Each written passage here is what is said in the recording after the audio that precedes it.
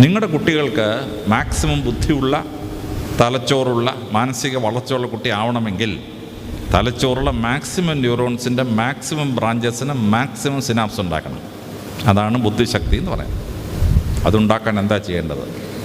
ശാസ്ത്രജ്ഞന്മാർ പറയുന്നു, ആദ്യത്തെ 6 മാസക്കാലം കുട്ടിയുടെ തലച്ചോറിനെ ത്രസിപ്പിക്കാൻ, ന്യൂറോൺസിനെ ത്രസിപ്പിക്കാൻ 3 ബേസിക് കളേഴ്സിന് മാത്രമേ പറ്റുള്ളൂ. ചുവപ്പ്, പച്ച, മഞ്ഞ.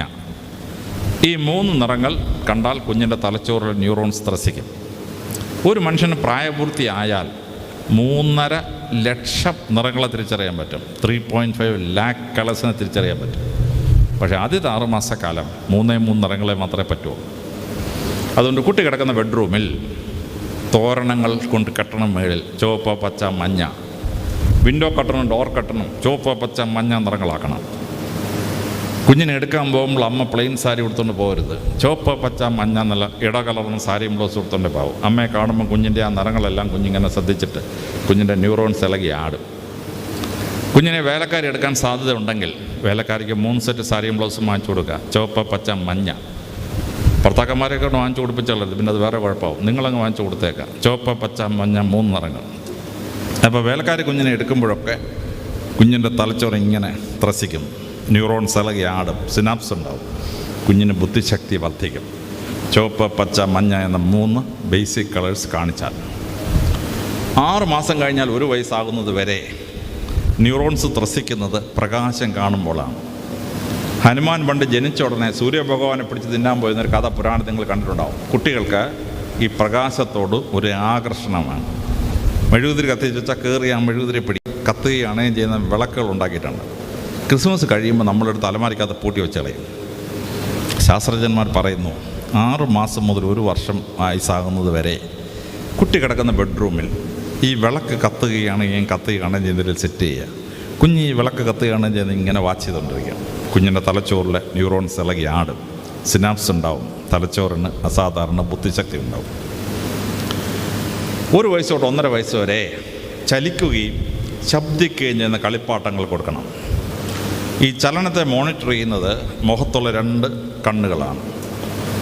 ശബ്ദത്തെ മോണിറ്റർ ചെയ്യുന്നത് തലയുടെ 2 സൈഡിലുള്ള 2 ചെവികളാണ്. ചലനവും ശബ്ദവും മോണിറ്റർ ചെയ്യണമെങ്കിൽ കണ്ണും ചെവിയും തലച്ചോറ് മുഴുവൻ ഇൻവോൾവാണ്.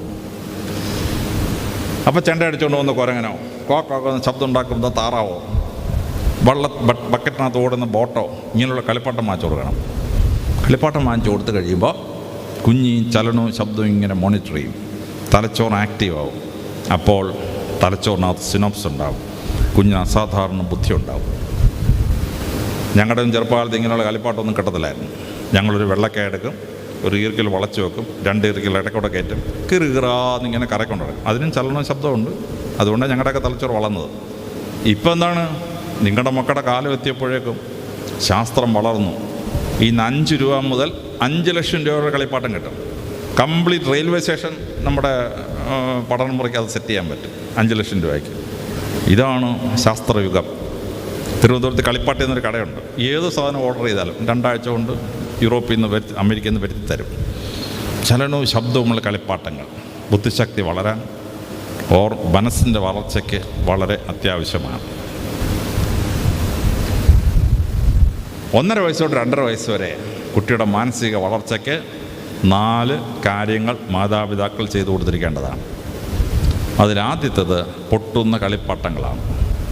പൊട്ടാത്ത കളിപ്പാട്ടം കൊണ്ട് ബുദ്ധി വളരുകയില്ല. പൊട്ടുന്ന കളിപ്പാട്ടം കൊണ്ടേ ബുദ്ധി വളരുള്ളൂ. ചില അമ്മമാർ കളിപ്പാട്ടം വാങ്ങിച്ച് അലമാരി വെച്ച് പൂട്ടും. കുട്ടികളോട് ചെയ്യാവുന്ന ഏറ്റവും വലിയ ദ്രോഹമാണ്.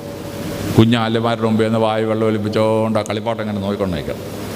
കുഞ്ഞിന് കളിപ്പാട്ടം കളിക്കാൻ കൊടുക്കാത്ത അമ്മമാരെ ആ കുഞ്ഞ് പിൽക്കാലത്ത് ചെവിക്കലിന് അടിക്കും എന്ന് ശാസ്ത്രജ്ഞന്മാർ. കുട്ടിയുടെ മനസ്സിലേക്ക് ഊർന്നിറങ്ങുന്ന അൺഫുൾഫിൽഡ് ഡിസയേഴ്സ്, പൂർത്തീകരിക്കാനാകാത്ത ആഗ്രഹങ്ങൾ അമ്മയോടും അച്ഛനോടുള്ള വൈരാഗ്യമായിട്ട് ഫോം ചെയ്യും. ആ കുട്ടി പിൽക്കാലത്ത് അച്ഛൻ്റെ അമ്മയുടെ ശത്രുവായി പെരുമാറും. അടി പറ്റിയില്ലെങ്കിൽ ഭാഗ്യമെന്ന് മാത്രം വിചാരിച്ചാൽ മതി. കളിപ്പാട്ടം വാങ്ങിച്ചില്ലെങ്കിൽ വാങ്ങിക്കണ്ട. കളിപ്പാട്ടം വാങ്ങിച്ചാൽ കുഞ്ഞിന് കളിക്കാൻ കൊടുക്കണം, കളിക്കാതെ മാറ്റി വെക്കാൻ പാടില്ല. അപ്പോൾ പൊട്ടുന്ന കളിപ്പാട്ടമുണ്ട്, പൊട്ടാത്ത കളിപ്പാട്ടമുണ്ട്. തെർമോസെറ്റിംഗ് പ്ലാസ്റ്റിക് ഉണ്ട്, മറ്റേ പ്ലാസ്റ്റിക് ഉണ്ട്, അല്ലെങ്കിൽ റബ്ബറുണ്ട്. പൊട്ടാത്ത കളിപ്പാട്ടം കൊണ്ട് ഗുണമില്ല, പൊട്ടുന്ന കളിപ്പാട്ടം കൊണ്ട് മാറ്റമില്ല. കുഞ്ഞൻ കളിപ്പാട്ടം വെച്ച് കളിക്കും, താഴെ വീണ് പൊട്ടും. പൊട്ടിക്കഴിഞ്ഞാൽ ആ കളിപ്പാട്ടം ഒരു പേപ്പറിൽ പൊതിഞ്ഞ് സൂക്ഷിക്കണം. 2.5 വയസ്സാവുമ്പോൾ അമ്മയും കുഞ്ഞും കൂടി ഇരുന്ന്, അല്ലെങ്കിൽ അപ്പനും കുഞ്ഞും കൂടി ഇരുന്ന് ആ കളിപ്പാട്ടം റിപ്പയർ ചെയ്യണം. എൻ്റെ വീട്ടിൽ ഞാനും ഭാര്യയ്ക്കും ജോലിയാണ്. ഞാനെന്ത് ചെയ്തു, ഒരു സൈക്കിൾ വർക്ക്ഷോപ്പുകാരനെ വിളിച്ചു. 75 രൂപ പെർ ഡേ അവന് കൊടുക്കും. അവൻ വന്നിരുന്ന് ഈ കുഞ്ഞിൻ്റെ കൂടെ ഇരുന്ന് കളിപ്പാട്ടം റിപ്പയർ ചെയ്യും. അങ്ങനെ കളിപ്പാട്ടം റിപ്പയർ ചെയ്ത് കാണിച്ച കുട്ടി ബിടെക്കിന് അവസാനം ഫസ്റ്റ് റാങ്ക് ആയിരുന്നു യൂണിവേഴ്സിറ്റിയിൽ. ഇതാണ് കളിപ്പാട്ടം പൊട്ടിച്ചിട്ടത് റിപ്പയർ ചെയ്യിപ്പിക്കുക എന്നുള്ളതിൻ്റെ അഡ്വാൻറ്റേജ്. അങ്ങനെ കളിപ്പാട്ടം പൊട്ടി റിപ്പയർ ചെയ്ത് കഴിഞ്ഞാൽ അത് കാണുന്ന കുട്ടി പിൽക്കാലത്ത് വലിയൊരു ശാസ്ത്രജ്ഞനോ ഒരു എൻജിനീയറോ ഒരു IAS ഓഫീസറോ ഒരു ഒറിജിനൽ തിങ്കറോ ആയി മാറും എന്ന് ശാസ്ത്രജ്ഞന്മാർ. രണ്ടാമതായി കുട്ടികൾ കൊടുക്കേണ്ടത് ചിത്രങ്ങളാണ്. ചിത്രങ്ങൾ കുഞ്ഞിങ്ങനെ കൈവച്ച് കളിക്കും, ചിത്രം കീറിക്കഴിഞ്ഞാൽ കുഞ്ഞിനെ തള്ളിക്കളയരുത്. ആ ചിത്രങ്ങൾ പേപ്പറിൽ പൊതിഞ്ഞ് സൂക്ഷിക്കണം. 2.5 വയസ്സാവുമ്പോൾ അമ്മയും കുഞ്ഞും കൂടി ഇരുന്ന് പേപ്പറിൻ്റെ മറുവശത്ത് സെലോറ്റേപ്പ് പൊട്ടിച്ച് ചിത്രം പുനഃസ്ഥാപിക്കണം. എത്രത്തോളം ചിത്രങ്ങൾ പുനഃസ്ഥാപിക്കുന്നോ അത്രത്തോളം നിങ്ങളുടെ കുഞ്ഞു പിൽക്കാലത്ത് വലിയൊരു കലാകാരനായി തീരും. ഒരു മൈക്കലാഞ്ചലോയോ ഒരു യേശുദാസോ ഒരു S. ജാനകിയോ ഒക്കെ ആയിത്തീരാനുള്ള സാധ്യത വർദ്ധിക്കുന്നു എന്ന് ശാസ്ത്രജ്ഞന്മാർ. മൂന്നാമതായി കുട്ടികൾ കൊടുക്കേണ്ടത് ബലൂണുകളാണ്. ബലൂൺ കൊടുത്തു കളയരുത്. ബലൂണിൻ്റെ പുറത്ത് ചിത്രങ്ങളുള്ള ബലൂൺ കൊടുക്കണം. ബലൂൺ വീർപ്പിച്ച് കുട്ടികളെ കൊടുക്കരുത്. കുട്ടിയുടെ മുമ്പിൽ വെച്ച് കാറ്റടിച്ച് അവനെ വീർപ്പിക്കണം. ബലൂണിൻ്റെ പുറത്തുള്ളത് മുട്ടത്തലേൻ്റെ തലയാണ്. ബലൂൺ ഇങ്ങനെ വീർക്കുമ്പോൾ മുട്ടത്തലേൻ്റെ തല ഇങ്ങനെ വീർത്ത് വരും, തലമുടിയൊക്കെ ഇങ്ങനെ പൊങ്ങി വരും. കുഞ്ഞത് ഇങ്ങനെ കണ്ടുകൊണ്ടിരിക്കും. ബലൂൺ കുഞ്ഞിൻ്റെ മുമ്പിൽ വീർപ്പിച്ചിട്ട് കുഞ്ഞിൻ്റെ കയ്യിലോട്ട് കൊടുക്കണം. കുഞ്ഞതിട്ട് ഇങ്ങനെ തട്ടും. കുറച്ച് കഴിയുമ്പം ടപ്പെന്നൊരു പൊട്ടും. അപ്പൻ വലിയ ഓയിൽ ചിരിക്കും. അപ്പനറിയത് പൊട്ടുന്ന സാധനമാണ്. കുഞ്ഞ് വലിയ ഓയിൽ കരയും. വല്യപ്പനും ശുശ്രൂഷിക്കുന്ന കുഞ്ഞിന് തോന്നണം. അങ്ങനെ മുത്തശ്ശനെയും ശുശ്രൂഷിക്കുന്നത് ഈ കുഞ്ഞ് എത്ര സമയം കാണുന്നുവോ അത്രത്തോളം ആ കുഞ്ഞ് പിൽക്കാലത്ത് മഹാനായൊരു ഡോക്ടറോ ഒരു ഫ്ലോറൻസ് നൈറ്റിംഗേലോ ഒക്കെ തീരാനുള്ള സാധ്യത ഉണ്ടെന്ന് ശാസ്ത്രജ്ഞന്മാർ. അല്ലാതെ മുത്തപ്പന് തൊഴിയും കൊടുത്തിട്ട് മോനെ ഡോക്ടറാവോ എന്ന് വെച്ചാൽ അവൻ ഡോക്ടറാവില്ല, ഒരു കമ്പൗണ്ടറാവില്ല.